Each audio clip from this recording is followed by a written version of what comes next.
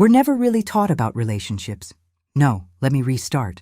I was never really taught about relationships. My parents separated when I was 2 years old.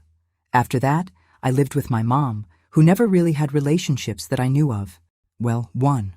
But it didn't last, so I never really witnessed what it looked like for a man and a woman to build a healthy relationship. Most of my ideas about love came from TV. And honestly, that's not ideal. It's a watered-down, shortcut version of what relationships actually are. So basically, I've been freestyling. Result? Unrealistic expectations, performative interactions, suppressing my needs, an obsessive desire to please, very little understanding of a man's perspective, and a lot of blind spots I wasn't even aware of. So I started reading books, working on myself, learning to enjoy my own company, to the point where I actually felt pretty good being single. But nothing bulldozes your single life peace and everything you thought you learned about yourself, like being in a relationship. Turns out, the best way to learn about relationships is to actually be in one.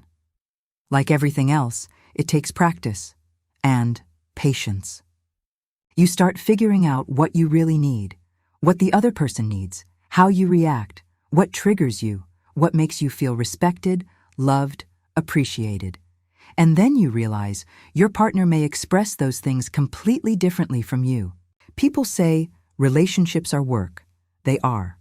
You're trying to understand someone who sees the world completely differently from you, while also trying to express yourself clearly enough for them to understand you, and accepting that this whole process will never be perfect.